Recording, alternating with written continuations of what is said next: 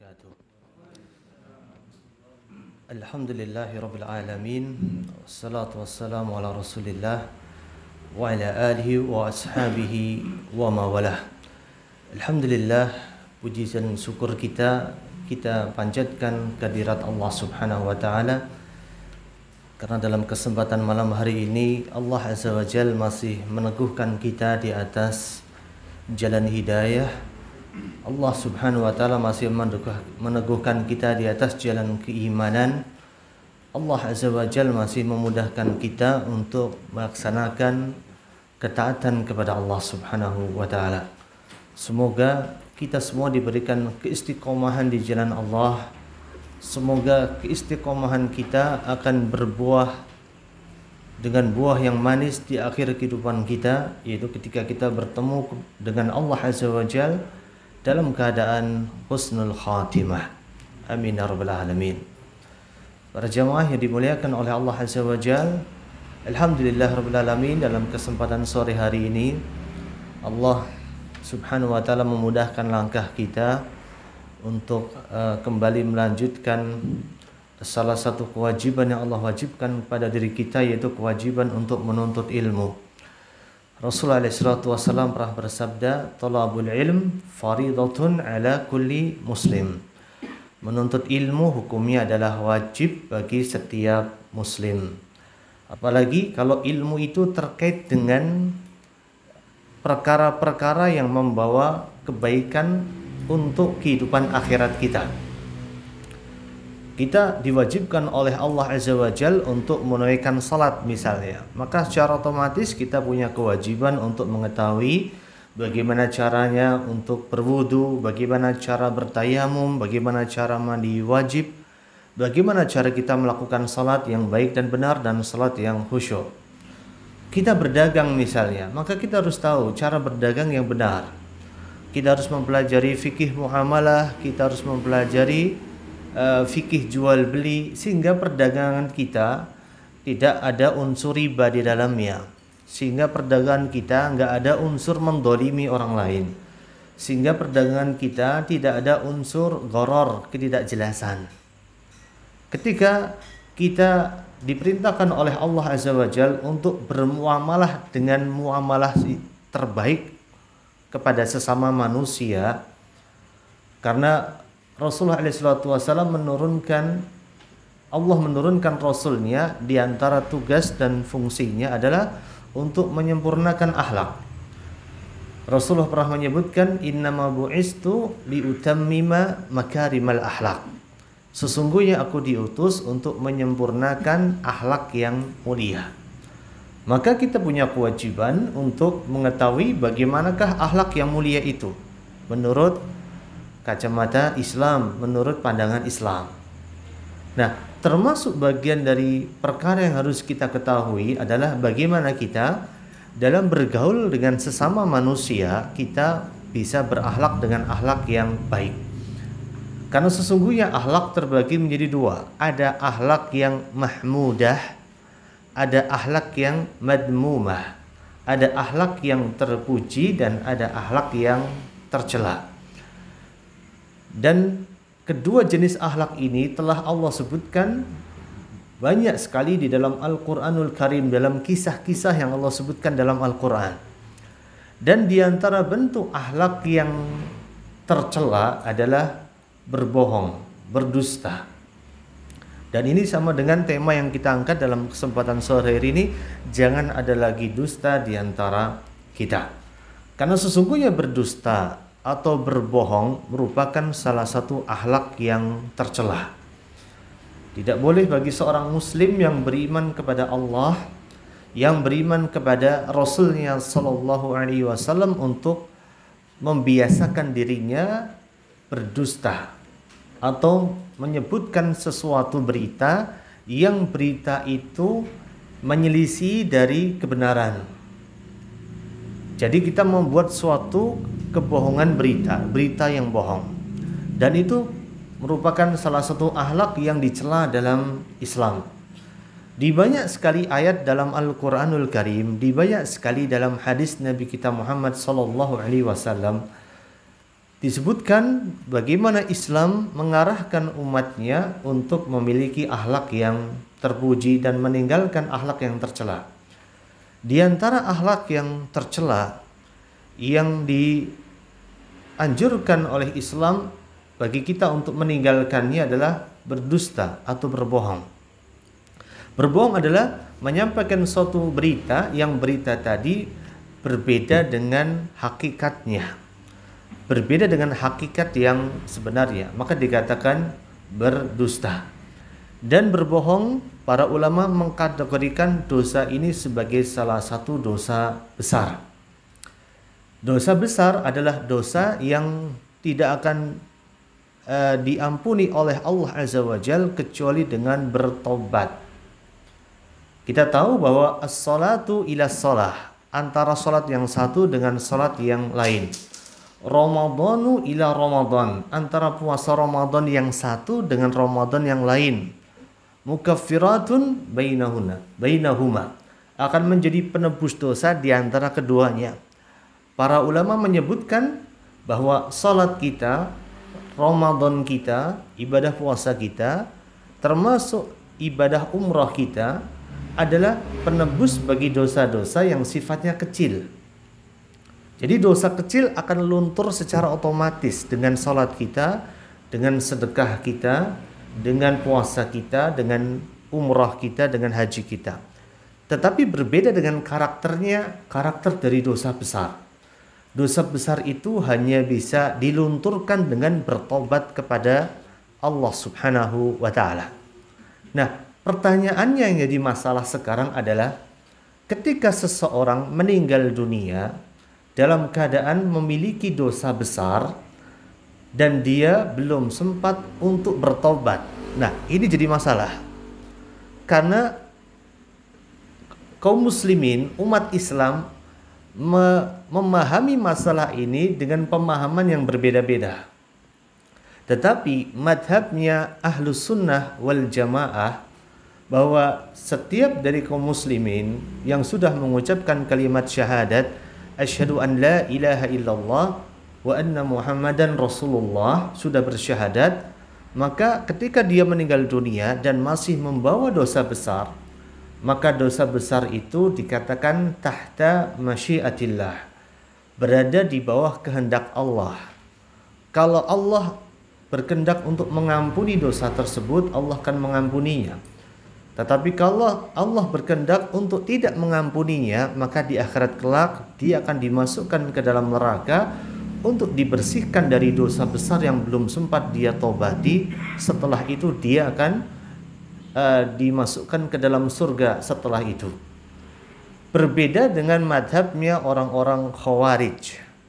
Orang-orang Khawarij gampang yang seperti apa sih? Orang yang hobinya mengkafirkan orang lain, menghukumi saudaranya sesama muslim dengan julukan-julukan kafir dan sebagainya.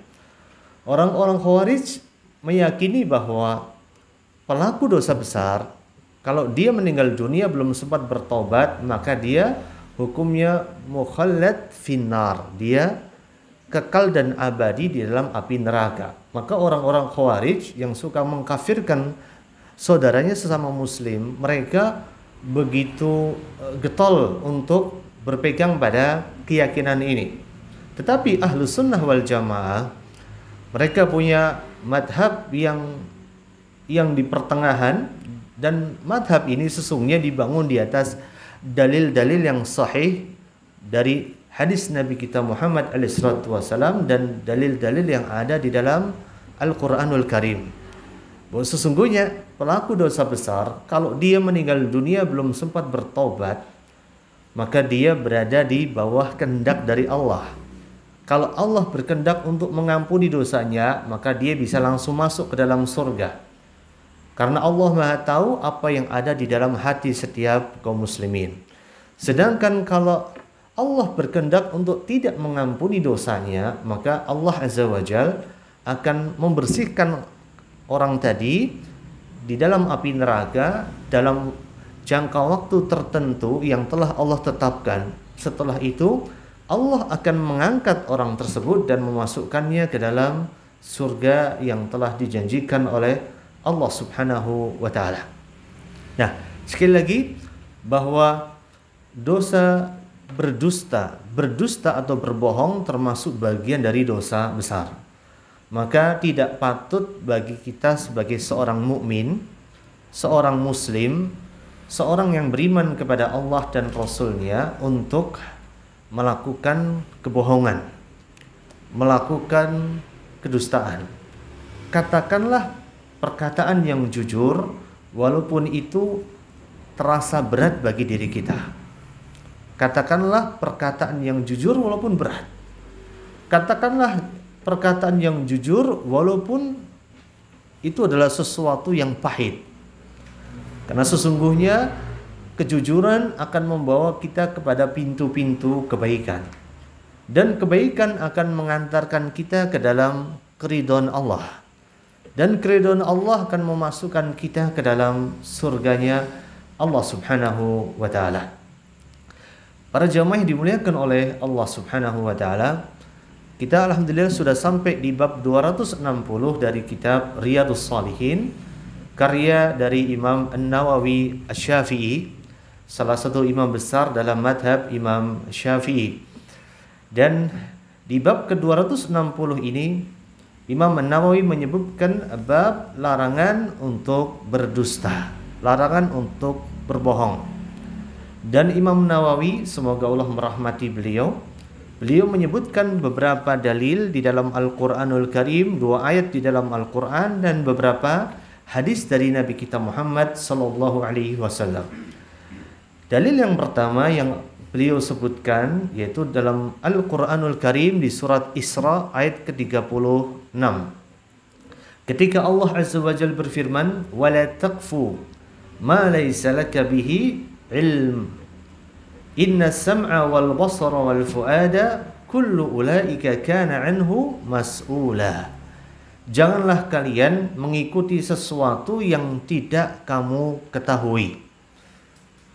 Kita dilarang untuk mengikuti sesuatu yang tidak kita ketahui. Kita dilarang untuk berbicara sesuatu yang bukan otoritas kita. Jadi sekali lagi, kenapa kok bangsa kita, kenapa negara kita kok begitu mudahnya muncul kegaduhan? Karena penyakit kita adalah kita itu semuanya pingin ngomong. Kita semuanya pingin ngomong, semua kita pingin didengar, akhirnya timbullah kekacauan, kegaduhan. Kalau kita semua sadar posisi kita hendaklah bicara sesuatu yang memang itu menjadi otoritas kita, menjadi kewenangan kita, menjadi keilmuan dan keahlian kita. Sebagai contoh, kita ambil contoh paling gampang. Kita nggak akan mungkin terjadi kegaduhan di tengah masyarakat kalau kemudian yang dokter ngomong masalah kesehatan, yang montir ngomong masalah perbengkelan, yang kiai ngomong masalah agama, yang insinyur ngomong masalah teknik. Sekarang yang bikin gaduh adalah ketika ada orang dokter ngomong masalah agama, insinyur pengen ngomong masalah agama, kemudian montir pengen ngomong masalah agama, dan lain sebagainya. Yang terjadi adalah munculnya kegaduhan, kekacauan, setiap orang ngomong, dan setiap ngomongnya itu tidak ada dasar ilmunya sama sekali. Maka dari itu, kalau kita merasa bahwa apa yang mau kita omongkan bukan otoritas kita, bukan area kita, bukan wilayah kita, maka sesungguhnya di tengah masyarakat kita akan muncul yang namanya ketenangan. Ketenangan itu muncul ketika setiap orang yang berhak ngomong, dia ngomong. Dan setiap orang yang nggak berhak ngomong, dia diam. Karena yang terjadi sekarang adalah banyak orang-orang yang kemintar, yang sepertinya tahu padahal dia nggak tahu sama sekali. Maka dalam Islam disebutkan bahwa kebodohan ada 2. Yang pertama adalah kebodohan yang bersifat biasa, yang kedua kebodohan yang bersifat murakkab. Kebodohan kuadrat ibaratnya. Kalau kebodohan yang sifatnya biasa, yaitu ketika ada orang ditanya sesuatu, maka dia mengatakan saya nggak tahu. Maka dikatakan dia bodoh, tetapi bodohnya bodoh yang biasa. Tetapi dalam Islam ada suatu kebodohan yang sangat dibenci oleh Allah dan Rasulnya, yaitu kebodohan yang disebut dengan kebodohan murakkab, jahal murakkab, kebodohan kuadrat. Kuadrat itu kalau kita belajar matematika biasanya ada angka 2-nya. Jadi kuadrat seperti itu, bukan berdiri sendiri, artinya dia berlipat. Nah, itu yang terjadi. Dan di dalam ayat ini, di surat Al-Isra ini, Allah menyebutkan wala taqfu ma laysa laka bihi ilmun. Janganlah kalian mengikuti sesuatu yang kalian tidak memiliki ilmu di dalamnya. Kemudian Allah menyebutkan inna sam'a wal basara wal fuada kullu ulaika kana anhu mas'ula. Sesungguhnya setiap pendengaran kita, setiap penglihatan kita, setiap hati nurani kita, semua itu akan dimintai pertanggungjawaban di sisi Allah Subhanahu wa taala. Artinya ketika ada seseorang mengatakan saya melihat sesuatu padahal dia tidak melihat, dia akan dimintai pertanggungjawaban di sisi Allah. Ada orang mengatakan saya mendengar sesuatu padahal dia tidak mendengar, dia akan dimintai pertanggungjawaban di sisi Allah Subhanahu wa taala. Termasuk ketika seseorang berbicara sesuatu, maka setiap apa yang kita bicarakan akan dimintai pertanggungjawaban. Yakinlah bahwa kita hidup di dunia hanya sementara, dan kita akan mempertanggungjawabkan setiap apa yang kita lakukan. Ibaratnya kita di dunia cuma sebentar, cuma nanam lah. Di akhirat nanti kita akan memanen. Maka dikatakan oleh Ali bin Abi Thalib, di dunia ini ibaratnya orang nanam nggak pernah manen, tetapi di akhirat nanti orang hanya manen saja, nggak pernah bisa nanam lagi.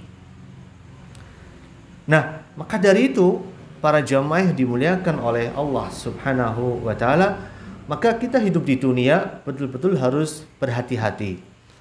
Hidup kita nggak lama di dunia. Sebisa mungkin kita bisa menanamkan benih-benih kebaikan dalam kehidupan kita.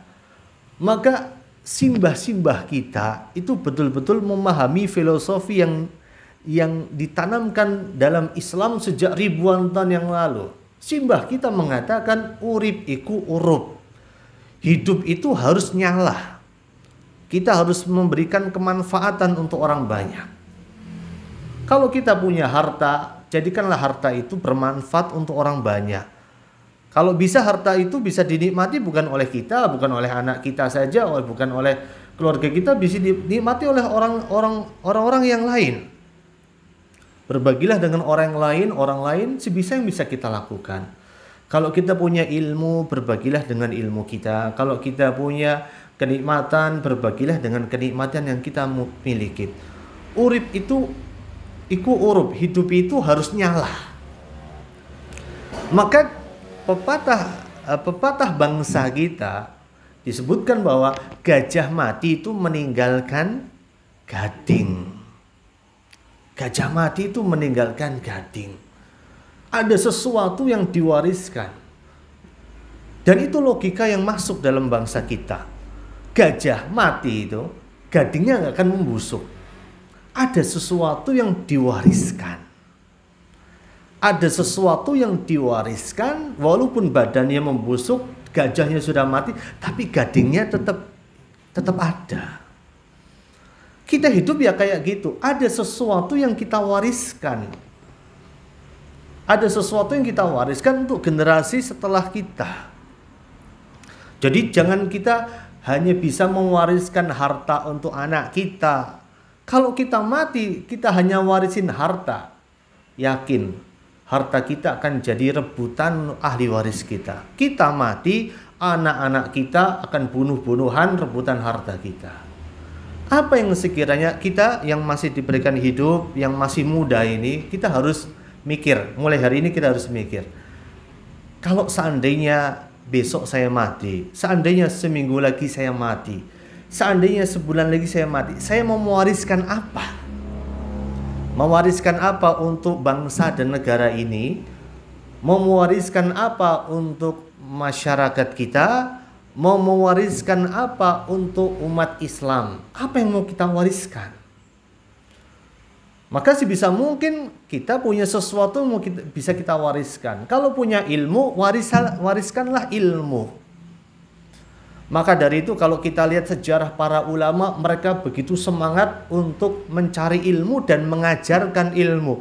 Karena mereka sadar ilmu yang mereka ajarkan adalah sesuatu warisan yang akan terus mereka dapatkan kebaikannya walaupun mereka telah meninggal dunia. Idza mata ibnu Adam in qata'a anhu amaluhu illa min thalath. Kalau seseorang mati, maka semua amalannya akan terputus. Di antaranya nggak akan terputus adalah ilmu yang bermanfaat. Maka dari itu kita lihat para ulama dulu. Mereka pagi ngajar, siang ngajar, sore ngajar, malam ngajar. Kok nggak capek-capek? Karena mereka punya energi yang senantiasa terbarukan dalam diri mereka. Mereka sadar hidup mereka terbatas dan mereka sadar bahwa mereka harus punya sesuatu yang diwariskan untuk generasi setelah mereka. Jadi ada sesuatu yang terus hidup, ada sesuatu yang terus mengalir kepada pundi-pundi amal kebaikan mereka. Kalau kita punya ilmu, maka kita melihat para ulama semangatnya luar biasa untuk menuntut ilmu. Para ulama ada yang tinggal di Baghdad, di Irak. Mereka pergi ke Mesir hanya untuk cari satu hadis saja. Ada yang pergi ke Yaman hanya untuk cari satu hadis saja.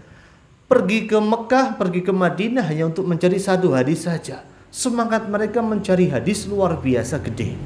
Kenapa? Karena mereka sadar kalau mereka sudah dapat hadis tadi, lalu mereka sebarkan hadis itu akan menjadi amal jariah mereka.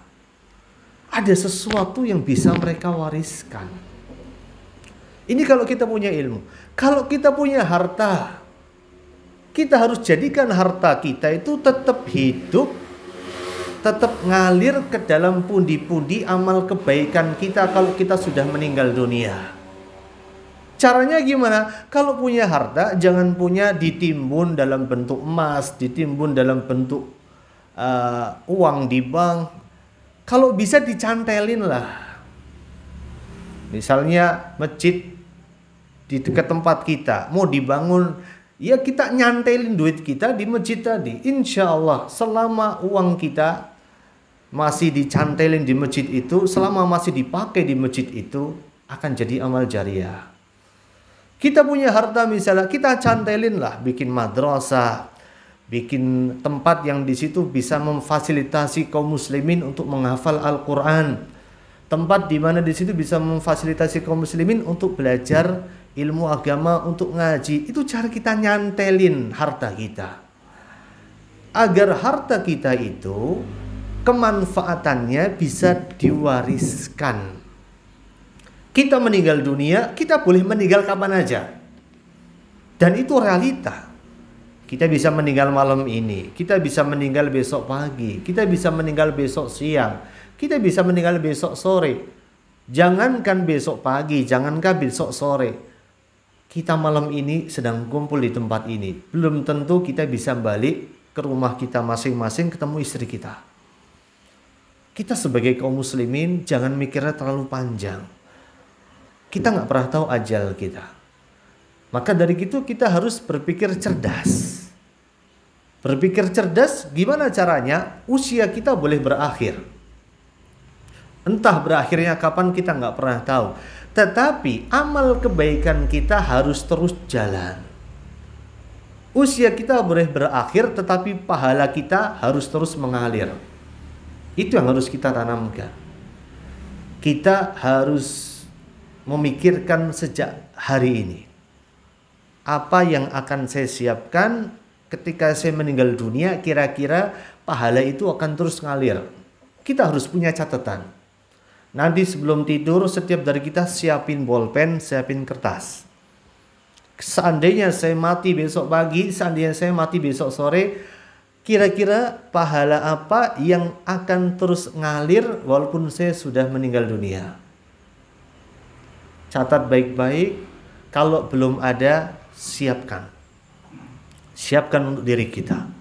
Baik dengan ilmu kita, baik dengan harta kita. Kita punya harta, cantelin. Cantelin di masjid, cantelin di madrasah, cantelin di panti asuhan, cantelin di panti jompo, cantelin di rumah tahfidz, cantelin di tempat ngaji, pokoknya cantelin aja. Karena sesungguhnya harta kita yang hakiki itu cuma 3. Yang pertama adalah apa yang kita makan. Ujungnya kemana? WC. Kita punya duit banyak, bisa beli makanan banyak. Apakah semua makanan itu bisa kita makan? Enggak. Rezeki kita adalah apa yang masuk ke mulut kita. Yang enggak masuk ke mulut kita itu bukan rezeki kita. Bisa rezeki anak kita, bisa rezeki istri kita, bisa rezeki tetangga kita kalau kita bagikan ke tetangga kita. Bisa rezeki orang yang kerja sama kita kalau kita ngasih makan orang yang kerja sama kita. Kapasitas mulut kita, kapasitas perut kita itu seberapa besar sebenarnya? Gak gede, kecil banget. Jadi hakikatnya rezeki kita itu apa yang sudah masuk ke mulut kita, ujungnya kemana? Ke toilet, ke lubang tandas. Yang kedua adalah apa yang kita pakai. Kita boleh punya baju banyak, tetapi apa yang kita pakai itulah rezeki kita. Kita punya baju banyak, ada yang belum pernah kepakai sama sekali, berarti itu bukan rezeki kita. Sedangkan selain dari itu semua adalah merupakan bagian dari rezeki kita. Itu adalah rezeki adalah kita, rezeki istri kita, rezeki orang-orang yang Allah titipkan kepada diri kita. Percayalah, yakinlah, dalam rizki yang Allah turunkan, Allah menitipkan rizkinya orang-orang yang papa. Allah titipkan rizkinya orang-orang yang tidak mampu di dalam harta kita. Allah dititipkan di dalam rizki kita, rizkinya orang-orang yang fakir, rizkinya orang-orang yang miskin. Maka kita jangan sampai bakhil dengan rizki kita. Jangan sampai kita pelit dengan rizki kita. Karena sesungguhnya sesuatu yang kita infakkan adalah sesuatu yang akan kita bawa mati. Jadi bagaimana caranya kita membawa mati harta kita? Cara paling gampang adalah sedekahkan harta kita. Itu cara kita untuk membawa mati rezeki kita. Cara membawa mati harta kita. Kalau kita nggak pernah sedekah, maka diibaratkan kita mati nggak membawa apapun juga dalam kematian kita. Nah, itu para jamaah yang dimuliakan oleh Allah Subhanahu wa taala. Kembali kepada apa yang Allah sebutkan di surat Al-Isra ayat ke-36. Allah Subhanahu wa taala menyebutkan wala taqfu ma laysa laka bihi ilmun. Janganlah kalian mengikuti apa yang kalian tidak ketahui. Inna sam'a wal basara wal fuada kullu ulaika kana anhu mas'ula.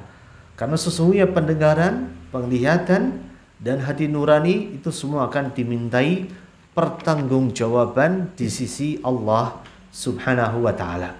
Termasuk ucapan kita. Kita berzikir kepada Allah, Allah ganjar dengan kebaikan.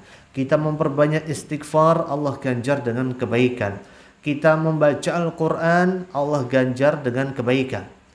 Tetapi sebaliknya, kalau kita melakukan ghibah, ngerasain orang lain, kalau kita berdusta, kalau kita berbohong, maka sungguh setiap dari apa yang kita ucapkan akan dimintai pertanggungjawaban di sisi Allah Subhanahu wa taala. Kemudian Imam Nawawi menyebutkan dalil yang kedua, yaitu dalam Al-Qur'anul Karim di surat Qaf ayat ke-18. Allah Subhanahu wa taala berfirman, ma yalfidhu min qaulin illa ladaihi raqibun atid. Dan tidak ada suatu kata yang terucap kecuali ada di sisinya malaikat pengawas yang senantiasa siap untuk mencatat. Yakinlah setiap apa yang kita ucapkan, setiap apa yang kita katakan, setiap apa yang kita lakukan dicatat oleh para malaikat. Dan kita semua akan dimintai pertanggungjawaban di sisi Allah Subhanahu wa taala. Termasuk keimanan kita kepada hari akhir adalah kita harus beriman adanya mizan. Di hari kiamat nanti ada yang namanya mizan, timbangan. Mizan dalam keyakinan Ahlus Sunnah wal Jamaah yaitu timbangan yang memiliki dua sayap. Sayap kanan dan sayap kiri. Sayap kanan untuk menimbang kebaikan, sayap kiri untuk menimbang keburukan. Kita akan ditimbang keburukan kita dengan kebaikan kita. Akan lebih berat manakah antara kebaikan dengan keburukan kita? Kalau keburukan kita lebih besar daripada kebaikan, maka Allah Azza wa Jalla akan memasukkan kita ke dalam neraka untuk membersihkan diri kita. Baru setelah itu, setelah melewati waktu yang telah ditetapkan, Allah akan memasukkan kita ke dalam surga yang telah Allah janjikan. Berbeda kalau kita, timbangan kita, kebaikan kita lebih berat daripada keburukan kita, maka sesungguhnya Allah Subhanahu wa Ta'ala akan memasukkan kita dengan rahmatnya ke dalam surga yang telah Allah Subhanahu wa Ta'ala janjikan. Maka berhati-hatilah dalam berkata, dalam berucap, dan dalam bertingkah laku, karena setiap dari apa yang kita lakukan dan kita ucapkan dicatat oleh para malaikat dan tidak ada yang luput sama sekali. Semua tercatat dengan sangat rapi dan akan kita lihat dalam catatan amal kita di hadapan Allah Subhanahu wa Ta'ala kelak. Kita akan berada di sebuah peradilan yaumil mahsyar, di padang mahsyar, di mana pada hari mahsyar tersebut kita mengalami keadaan yang sangat berat. Ketika matahari didekatkan sedekat-dekatnya di atas kepala kita, setiap dari kita tenggelam oleh keringat kita sesuai dengan kadar amal ibadah kita. Ada orang yang tenggelam dengan keringatnya setinggi mata kakinya. Ada orang yang tenggelam setinggi lututnya. Ada orang yang tenggelam setinggi pahanya. Ada orang yang tenggelam setinggi wudelnya. Ada orang yang tenggelam setinggi dadanya. Ada orang yang tenggelam setinggi mulutnya. Setiap dari kita tenggelam dengan keringat kita pada hari kiamat nanti sesuai dengan kadar amal ibadah kita. Kita menunggu peradilan Allah pada hari kiamat kelak, di mana kita akan ditampakkan di hadapan mata kita setiap apa yang kita lakukan dari amal kebaikan maupun amal keburukan. Semoga Allah jadikan amal kebaikan kita jauh lebih besar daripada amal keburukan kita. Semoga Allah memudahkan kita untuk terus beramal soleh. Semoga Allah memudahkan kita untuk terus berbuat kebaikan. Semoga Allah memudahkan kita untuk terus menebar kebaikan dan menebar kebajikan kepada sesama manusia. Amin ya rabbal alamin. Para jamaah dimuliakan oleh Allah Subhanahu wa Ta'ala, setelah menyebutkan dua buah dalil dalam Al-Quranul Karim, Imam Nawawi menyebutkan setelah itu dalil-dalil yang berasal dari hadis Nabi kita Muhammad sallallahu alaihi wasallam. Hadis yang pertama di dalam bab ke-260 ini atau hadis yang ke-1541 disebutkan dari Abdullah ibnu Mas'ud, seorang sahabat yang mulia yang merupakan salah seorang ulama dari golongan sahabat. Abdullah ibnu Mas'ud menyebutkan, qala Rasulullah sallallahu alaihi wasallam, Rasulullah sallallahu alaihi wasallam pernah bersabda, inna sidqa yahdi ilal bir. Sesungguhnya kejujuran itu menuntun untuk menuju pintu kebaikan. Kalau kita bisa berkata jujur, insya Allah pintu kebaikan akan senantiasa menyertai diri kita.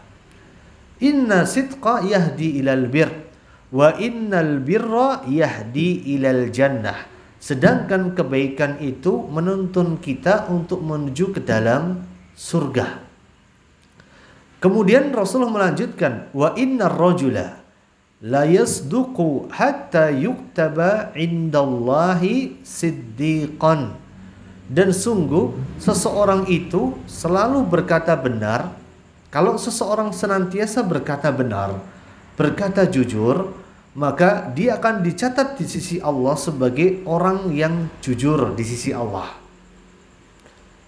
Kebalikannya, wa innal kadhiba yahdi ilal fujur. Sesungguhnya kebohongan itu menuntun seseorang kepada pintu keburukan. Yakinlah, kalau kita berbuat bohong, kalau kita berkata bohong, kebohongan itu akan membuka kebohongan yang lain. Satu kebohongan akan membuka 1000 kebohongan yang lain. Tapi kalau kita jujur, maka sesungguhnya kejujuran itu akan terus mengajak kita untuk senantiasa jujur.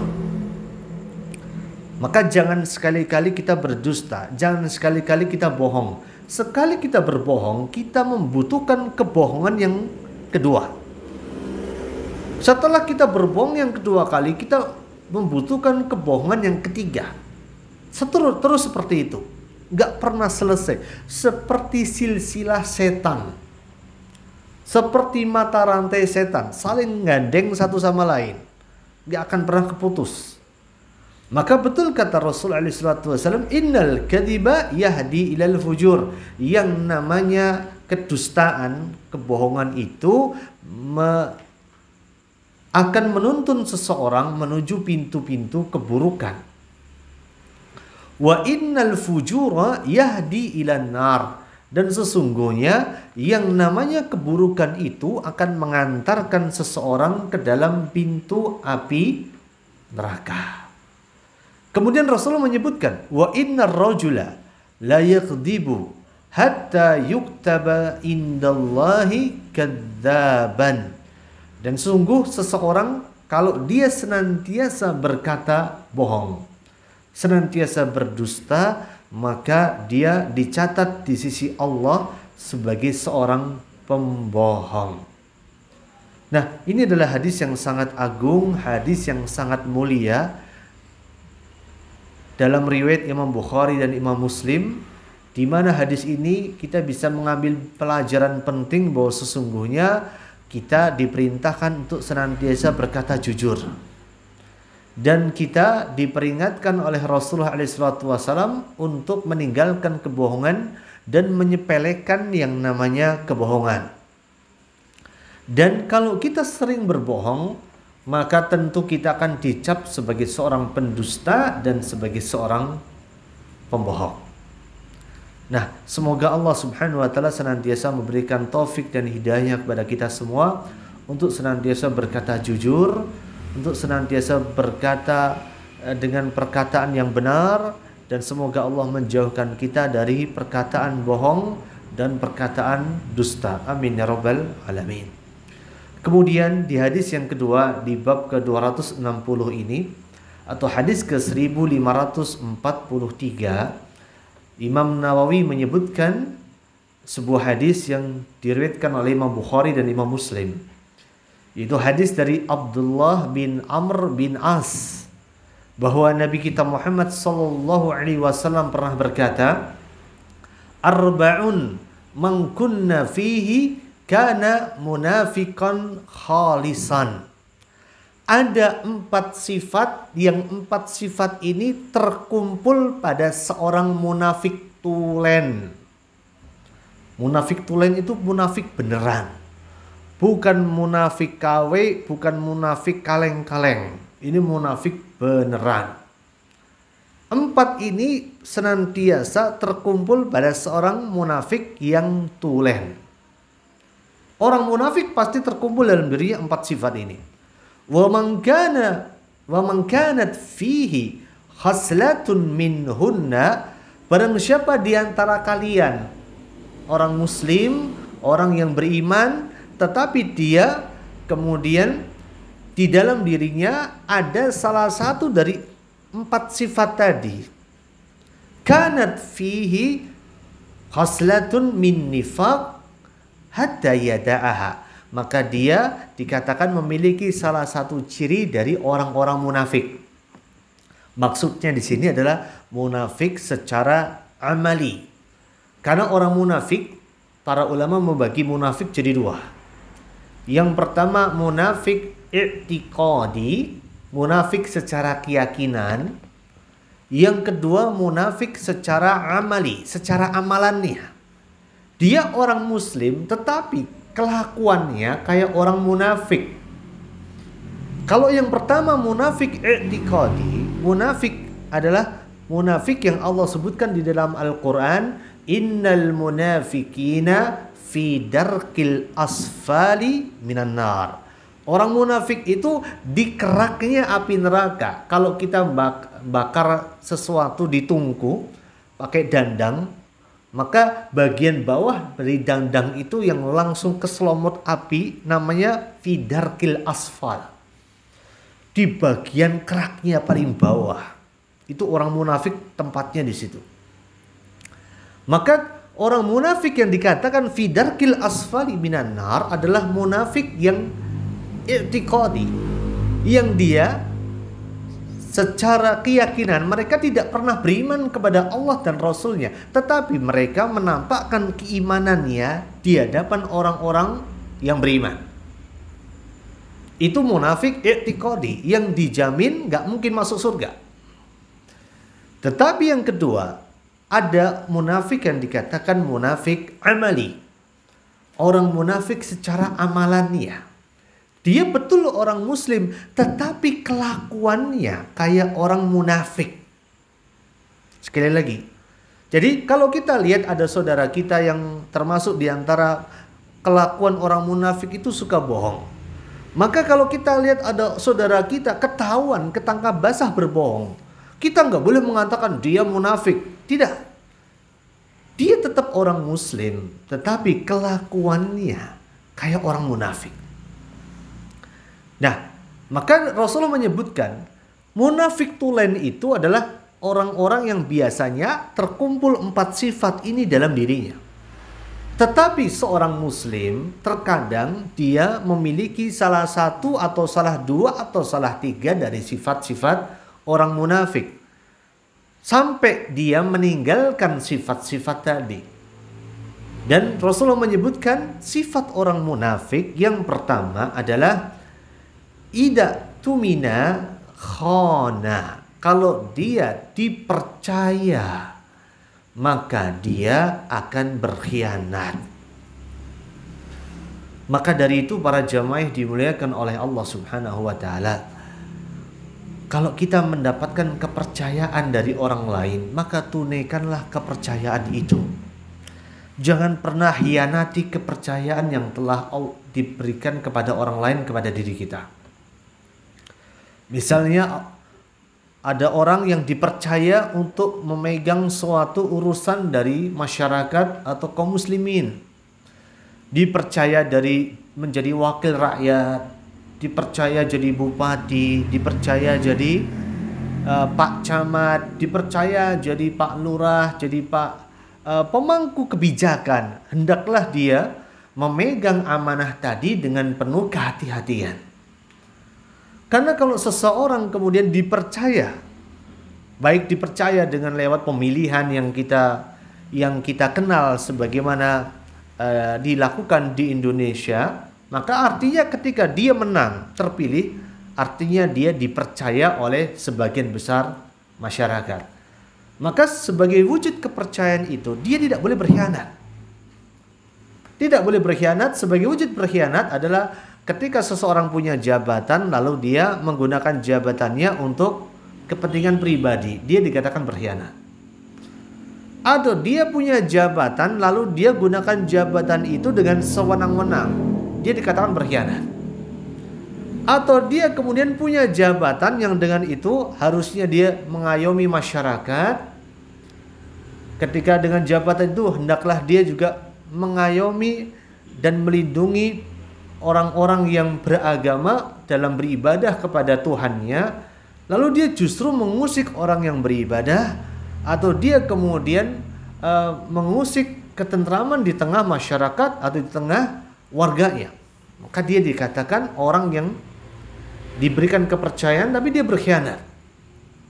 Atau seseorang yang dipercaya di suatu perusahaan tertentu, jadi sekretaris, jadi bendahara, lalu dia ngutil uang di perusahaan, dia tidak dipercaya menjadi seorang bendahara, manajer keuangan, tapi dia malah ngutil uang perusahaan misalnya. maka dia dikatakan berkhianat. Jadi wujud khianat itu jangkupannya luas sekali. Maka segala bentuk penempatan sesuatu kepercayaan ketika dilaksanakan tidak sebagaimana mestinya dikatakan dalam kategori khianat. Kalau seseorang diberikan kepercayaan, dia tidak menjalankannya sebagaimana mestinya, dia dikatakan berkhianat. Maka termasuk di antara sifat orang yang munafik adalah idza tumina khana. Kalau dia diberikan kepercayaan, maka dia berkhianat. Yang kedua, di antara sifat orang munafik, wa idza haddatsa kadzaba. Kalau dia berbicara, kalau dia berucap, maka dia berdusta. Maka hendaklah kita bertobat kepada Allah Subhanahu wa taala atas kedustaan dan kebohongan yang pernah kita lakukan. Dan kita meminta kepada Allah Subhanahu wa taala semoga Allah memberikan kekuatan kepada kita untuk tidak lagi berdusta dan berbohong di masa yang akan datang. Amin ya rabbal alamin. Kemudian yang ketiga, termasuk di antara sifat orang munafik adalah wa idza ahada ghadara. Kalau mereka membuat suatu perjanjian, maka mereka akan berkhianat. Dan ini ciri orang munafik. Dan ini kelakuannya orang munafik. Kalau mereka membuat suatu perjanjian, maka mereka berkhianat. Kemudian yang keempat, termasuk sifat orang munafik adalah wa idza khasama fajara. Kalau mereka bertengkar, punya masalah sama orang. Nah, ini kita bisa melihat. Kalau ada orang punya masalah, lagi bermasalah sama orang, lagi musuhan sama orang lain, maka dia fajara, dia akan menuduh, membuat berbagai bentuk tuduhan. Misalnya punya masalah dengan saudaranya, dengan tetangganya, dengan temannya, masalah harta, masalah hutang piutang. Karena dia nggak puas, karena masalahnya ini nggak rampung-rampung, maka dia membuat suatu tuduhan-tuduhan. Masalah awalnya masalah duit, masalah uang. Tapi dia membuat tuduhan-tuduhan lain. Dia istrinya dituduh, istrinya nggak genah itu. Istrinya itu tukang selingkuh. Padahal masalah awalnya apa masalahnya? Masalah duit. Tahu-tahu merembet ke masalah istri, dibawa-bawa. Merembet masalah anak. Merembet masalah bapaknya dulu. Bapaknya dulu memang kurang ajar. Dia kurang ajar karena bapaknya dulu kurang ajar, kata bapak saya, katanya. Nah, itu ciri orang munafik seperti itu. Kalau dia punya masalah, maka dia akan membuat suatu tuduhan yang bermacam-macam, tuduhan yang batil. Masalahnya masalah apa gitu, tahu-tahu merembet ke banyak rembetan. Nah, ini sifat orang munafik. Ini sifat-sifat orang munafik. Semoga Allah Azza wa Jalla menyelamatkan hati kita, menyelamatkan jiwa kita, dan menjauhkan diri kita dari sifat-sifat orang munafik. Dan semoga Allah menjadikan kita seorang mukmin yang tulen, seorang muslim yang tulen, pengikut Nabi kita Muhammad SAW yang sesungguhnya. Amin ya rabbal alamin. Kemudian yang terakhir, hadis yang terakhir yang akan kita bahas untuk hari ini adalah sebuah hadis, mungkin dua lagi kali ya, insyaallah. Sedangkan hadis yang berikutnya, hadis yang sangat panjang, akan kita bahas dalam pertemuan yang akan datang insyaallah. Kemudian hadis yang ketiga yang disebutkan oleh Imam Nawawi di bab ini, atau hadis ke 1544, adalah hadis dari Abdullah ibnu Abbas dalam riwayat Imam Bukhari. Ketika Nabi kita Muhammad SAW menyebutkan, man tahallama bihulmin lam yarah. Barang siapa yang mengatakan dirinya bermimpi melihat sesuatu ini dan itu, padahal dia tidak bermimpi dengan mimpi itu, maka disebutkan kullifa an yaqida baina sya'irataina walam yaf'al, maka dia diperintahkan oleh Allah, dipaksa untuk menyatukan dua buah biji gandum di akhirat kelak, dan dia nggak akan pernah bisa. Kenapa Rasulullah menyebutkan man tahallama bihulmin lam yarah, barang siapa yang mengaku melihat suatu mimpi tertentu padahal dia nggak mimpi dengan mimpi itu.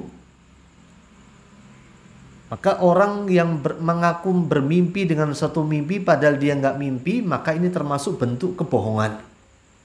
Dan ini biasa dilakukan oleh orang-orang sejak zaman jahiliyah untuk membuat suatu kebohongan. Ketika mereka mengatakan sesuatu yang nggak nyata, maka mereka membuat sesuatu yang mereka buat seolah-olah datang dari mimpi. Dan ini tidak dibolehkan dalam Islam karena bagian dari kebohongan. Apalagi kalau menyandarkan pada mimpi, dan mimpi merupakan salah satu bagian dari nubuwah. Karena bagaimana Rasulullah ketika diturunkan kepadanya wahyu, di antara bentuk bagaimana Allah menurunkan wahyu adalah lewat mimpi, dan mimpi salah satu bagian dari nubuwah. Maka ketika seseorang berbohong dengan mengatakan bahwa semalam saya bermimpi dengan suatu mimpi padahal dia nggak mimpi, maka ini termasuk dosa besar. Termasuk bagian dari dosa besar. Kemudian wa man istama'a ila hadisin qaumin, barang siapa yang nguping pembicaraan suatu kaum. Ini nguping ya. Zaman sekarang ngupingnya macam-macam. Caranya lebih canggih lagi sekarang cara ngupingnya. Ada alat-alat yang disembunyikan di sudut-sudut tempat tertentu sehingga bisa nguping apa yang dilakukan dan diobrolin oleh orang lain. Ini nggak boleh dalam Islam nguping. Tidak boleh dalam Islam menguping pembicaraan orang lain. Dalam Islam kemudian wa man istama'a ila hadisin qaumin lahu karihun, padahal menguping suatu pembicaraan itu tidak mereka sukai. Kita bayangkan kalau kita lagi ngomong sama orang saja, lalu ada orang yang nguping, kita pasti akan marah-marah. Kenapa kita kemudian nguping pembicaraan orang lain? Maka orang yang nguping pembicaraan orang lain, balasannya apa? Subba fi udunaihi al-anuku yaumal qiyamah, maka telinganya akan dicor. Ini dicor bukan pakai cor-coran hot mic ya, tapi pakai dengan menggunakan kalimat subba fi udunaihi al-anuku. Anuku adalah tembaga panas. Tahu tembaga? Tembaga itu ya gampangannya kabel itu ya. Kabel kan isinya tembaga ya, yang warna kuning itu. Itu kalau dipanaskan dalam suhu tertentu dia akan meleleh. Bayangin setelah dipanasin mau masukin ke kuping kita, gimana rasanya? Itu balasan bagi orang yang nguping pembicaraan orang lain pada hari kiamat nanti, diberikan hukuman oleh Allah Azza wa Jalla. Dan ini kaidah para ulama. Ketika Rasulullah menyebutkan suatu hukuman yang akan diberikan kepada orang tertentu pada hari kiamat nanti, menunjukkan bahwa perbuatan itu merupakan bagian dari perbuatan dosa besar. Dan ini ada rumusnya. Dan ketika Rasulullah menyebutkan orang yang nguping, maka di telinganya nanti pada hari kiamat akan diberikan suatu dituangkan ke telinganya tembaga yang panas, cairan tembaga yang panas, menunjukkan bahwa perbuatan ini merupakan bagian dari perbuatan dosa besar. Tidak boleh kita lakukan, harus kita hindari. Kemudian Rasulullah menyebutkan dosa yang ketiga. Dosa yang pertama tadi adalah orang yang ngaku mimpi padahal tidak mimpi. Ini tidak boleh, termasuk kebohongan, kedustaan. Yang kedua, orang yang nguping. Yang ketiga, waman sawwara suratan, barang siapa yang melukis suatu gambar makhluk yang bernyawa, melukis lukisan binatang, melukis lukisan manusia, atau membuat suatu patung menjadi seorang perupa, patung hewan, patung manusia, maka barang siapa yang membuat suatu gambaran makhluk yang bernyawa, dia akan diadab oleh Allah pada hari kiamat. Wa kullifa an yanfukha fiha ar-ruh wa laysa binafikh. Maka dia di akhirat nanti akan diperintahkan oleh Allah untuk meniupkan ruh ke dalam patung yang pernah mereka buat, atau meniupkan ruh kepada lukisan yang pernah mereka lukis. Dan mereka nggak akan pernah bisa meniupkan ruh ke dalam patung itu dan lukisan itu. Ketika mereka nggak bisa meniupkan ruh ke dalam patung dan lukisan itu, maka mereka akan diadab oleh Allah. Selesai diadab, mereka akan ditantang lagi. Silahkan kalian masukkan ruh ke dalam lukisan dan patung yang sudah pernah kalian buat. Mereka nggak bisa, mereka diadab oleh Allah Subhanahu wa Ta'ala. Maka dari itu di dalam Al-Quran, ini rahasianya. Kalau kita mau mengkaji Al-Quran, Al-Quran itu rahasianya dalam banget. Ketika di dalam surat Al-Hasyr Allah menyebutkan Wallahul khaliqul bari'ul musawwiru lahul asma'ul husna. Allah itu Al-Khaliq, Al-Bari, Al-Musawwir. Ini 3 nama Allah yang terkait dengan hal penciptaan.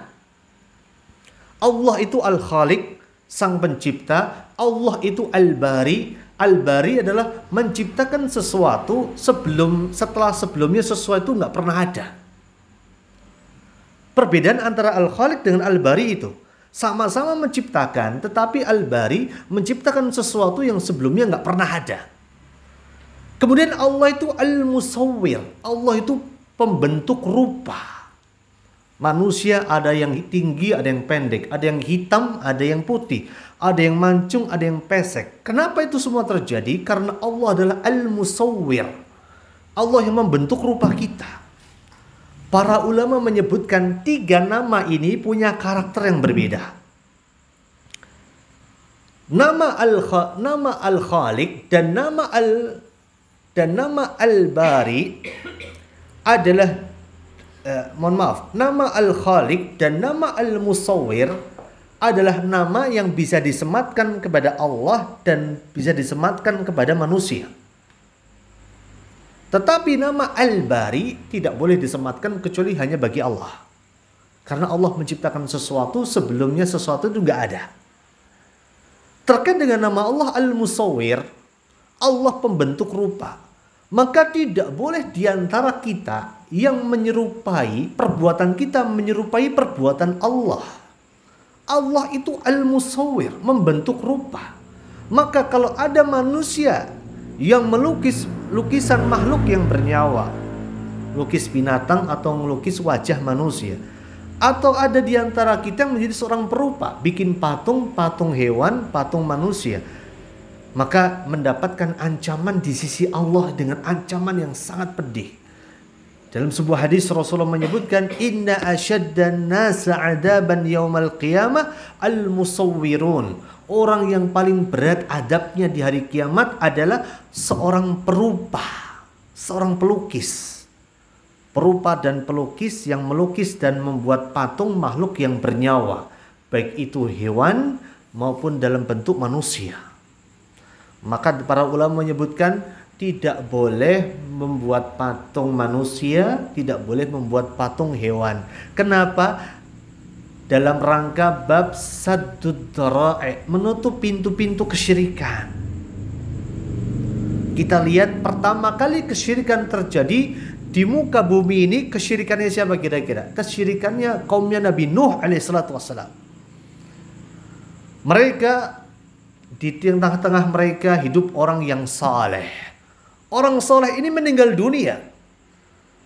Karena mereka merasa kehilangan orang soleh ini, akhirnya mereka membuat patung orang soleh tadi.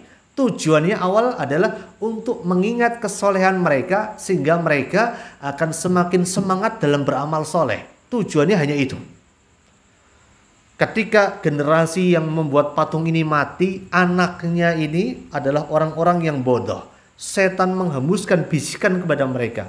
Orang tua kalian dulu membuat patung untuk disembah. Maka muncullah kesyirikan yang pertama di muka bumi ini gara-gara patung. Maka tidak salah ketika Rasulullah SAW dalam hadis yang sahih menyebutkan inna asyaddan nasi adaban yaumal qiyamah al-musawwirun. Orang yang paling keras adabnya di hari kiamat adalah seorang perupa, seorang pelukis makhluk yang bernyawa. Maka dari itu dalam hadis ini, hadis yang sahih riwayat Imam Bukhari disebutkan bahwa waman sawwara suratan, barang siapa yang menggambar makhluk yang bernyawa, barang siapa yang membuat patung makhluk yang bernyawa, maka dia akan disiksa pada hari kiamat nanti dan diberikan suatu, dipaksa untuk menghidupkannya padahal dia tidak mampu untuk menghidupkan makhluk patung dan lukisan yang telah dia buat.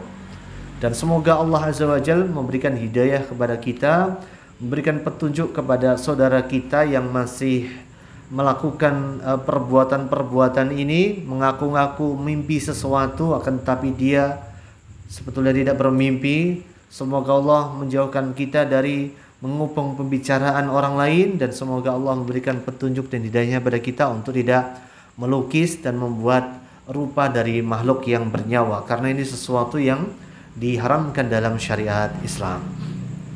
Kemudian yang terakhir yang akan kita bahas untuk kesempatan hari ini adalah hadis yang keempat dalam bab ini atau hadis ke 1545 dari Abdullah ibnu Umar.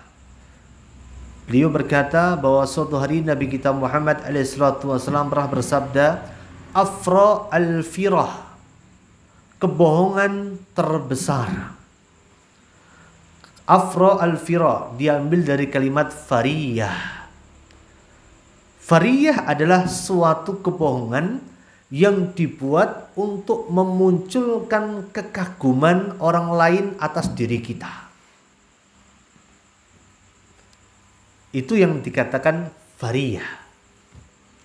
Sekali lagi, fariyah adalah kebohongan yang dibuat untuk memunculkan kekaguman orang atas diri kita. Itu namanya fariyah. Maka Rasulullah menyebutkan afra al-fira, kebohongan yang paling gede adalah an yuriya ar-rajulu ainaihi ma lam tarayah, yaitu memperlihatkan sesuatu kepada seseorang yang tidak dilihat oleh kedua matanya. Ini termasuk kebohongan yang paling besar. Paling gampang apa? Paling gampang gini. Ada orang ngaku-ngaku bisa melihat perkara yang gaib. Hati-hati, di rumah itu ada penunggunya. Rambutnya panjang, pakai baju putih. Hati-hati, di pohon itu ada yang nunggu. Badannya gede, kulitnya warna hijau, ada taringnya. Hati-hati, di tempat itu ada yang nunggu. Badannya bentuk ular, kepalanya bentuk manusia, dia pakai mahkota. Maka ini termasuk bagian dari contoh afra al-fira, kebohongan yang paling gede, yang dibuat agar orang lain itu merasa kagum. Oh, hebat dia ya. Dia punya indera keenam. Hebat dia bisa melihat sesuatu yang nggak bisa dilihat oleh orang lain. Dalam Islam, bagaimana Islam mensikapi ini? Islam adalah agama yang telah mengatur segala sesuatu bagi umatnya, termasuk dalam masalah perkara yang gaib. Hukum asal manusia adalah tidak bisa melihat perkara yang gaib. Rasulullah saja nggak bisa melihat perkara yang gaib kecuali apa yang dikabarkan oleh Allah kepada baginda Nabi kita Muhammad Sallallahu Alaihi Wasallam. Maka kalau ada kemudian salah seorang dari kaum muslimin di tengah masyarakat kita yang mengaku bisa melihat perkara yang gaib, itu bukan kelebihan. Itu dikatakan kekurangan. Kalau bisa dikatakan kelebihan, ya itu kelebihan dosa. Karena hukum asal manusia nggak bisa melihat perkara yang gaib. Mungkin kita bisa merasakan kehadiran mereka. Oh, tahu tuh kok merinding ya sebelah kanan saya. Itu mungkin bisa. Tetapi kalau kita melihat, itu hukum asalnya kita nggak bisa lihat perkara yang gaib. Maka kalau kita mengatakan bisa melihat sesuatu yang perkara yang gaib, dikatakan afra al-fira, kedustaan yang paling gede. Ini hadis yang sahih diriwayatkan oleh Imam Bukhari. Maka hati-hati. Maka dalam Islam mensikapi, dalam Islam orang yang bisa melihat perkara yang gaib itu bukan kelebihan. Kalau kelebihan dosa, iya. Karena hukum asalnya kita nggak bisa melihat perkara yang gaib.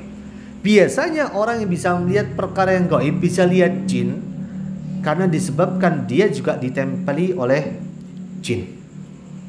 Dia ditempeli oleh jin sehingga dia bisa melihat pintu yang dengan itu melihat makhluk dalam makhluk di dunia lain karena dia ditempeli oleh makhluk yang serupa dengan makhluk yang bisa dia lihat. Sekali lagi, kenapa dia bisa melihat jin? Karena dia ditempeli dengan jin. Kenapa dia bisa melihat sesuatu yang harusnya nggak bisa dia lihat? Karena dia ditempeli dengan suatu makhluk yang dengan itu dia bisa melihat sesuatu makhluk yang sejenis dengan apa yang menempeli dirinya. Dan itu bisa dibuktikan dalam ilmu pasti, ilmu IPA lah. Sesuatu akan saling menarik kalau dia memiliki suatu kesamaan karakter.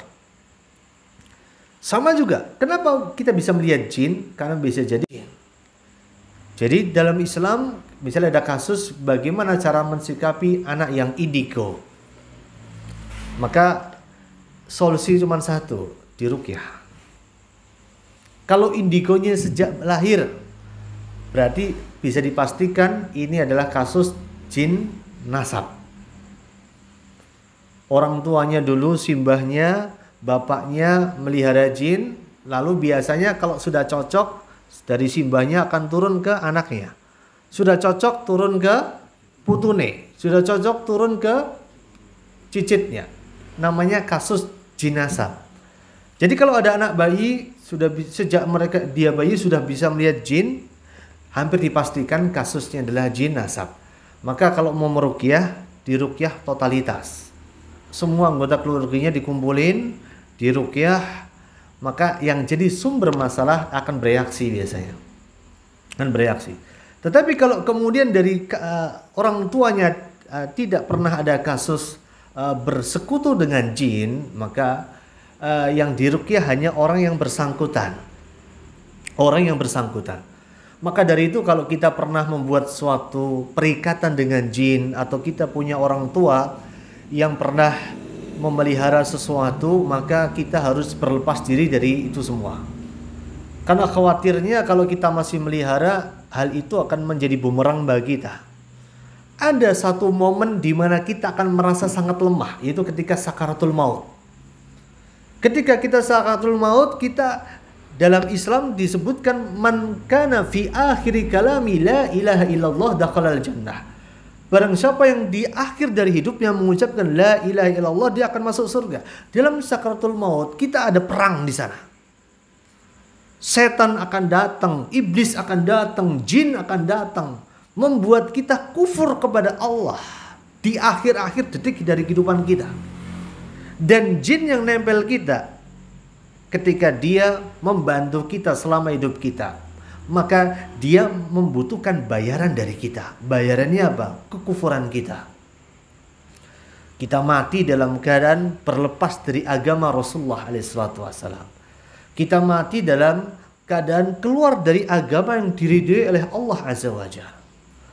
Maka kalau kita merasa pernah mempelajari ilmu tertentu, ilmu kebal atau ilmu apapun, kita pernah mempelajari ilmu yang dengan itu bisa mendatangkan laris dalam dagangan kita, penglaris.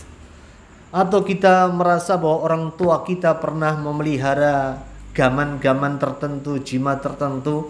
Maka dalam Islam selain kita diperintahkan meruqyah diri kita, kita diperintahkan juga untuk berlepas diri dari apa yang pernah kita perbuat, persekutuan kita dengan mereka. Caranya gimana? Gampang. Kita ucapkan asyhadu an la ilaha illallah wa asyhadu anna Muhammadar Rasulullah. Saya bersaksi bahwa sungguhnya bahwa tiada Tuhan yang berhak disembah kecuali Allah, bahwa Muhammad adalah Rasul alaihi salatu wasalam. bahwa saya sejak hari ini saya berlepas diri dari segala bentuk perikatan dan persekutuan dengan jin yang telah saya buat sebelumnya. Saya berlepas diri dari segala bentuk perikatan dan persekutuan dengan jin yang telah dibuat oleh ayah saya, yang telah dibuat oleh kakek saya, yang telah dibuat oleh moyang saya. Dan saya hanya kembali dan hanya bertawakal kepada Allah Subhanahu wa taala, dan saya hanya berlindung kepada Allah Subhanahu wa taala. Itulah bentuk kita, salah satu bentuk kita untuk berlepas diri dari persekutuan dari jin dan dari hal-hal yang pernah dibuat oleh diri kita sebelumnya dan oleh orang-orang tua kita dalam bentuk jin nasab. Nah, para jamaah dimuliakan oleh Allah Subhanahu wa taala, itulah beberapa hal yang bisa kita bahas dalam kesempatan hari ini. Dan semoga ilmu yang kita dapatkan menjadi ilmu yang bermanfaat, dan insya Allah akan kita lanjutkan dalam pertemuan yang akan datang. Masih di tempat dan waktu yang sama. Semoga Allah memberikan kemudahan kepada kita. Semoga Allah memberikan keistiqomahan kepada kita. Semoga Allah Subhanahu wa taala menjadikan ilmu kita menjadi ilmu yang bisa kita amalkan, ilmu yang akan semakin mendekatkan diri kita kepada keridhaan Allah, ilmu yang akan semakin menjauhkan kita dari siksa api neraka. Amin ya rabbal alamin. Dan kita tutup dengan doa kafaratul majlis. Subhanakallahumma wa bihamdik, asyhadu an la ilaha illa anta, astaghfiruka wa atubu ilaik. Assalamualaikum warahmatullahi wabarakatuh.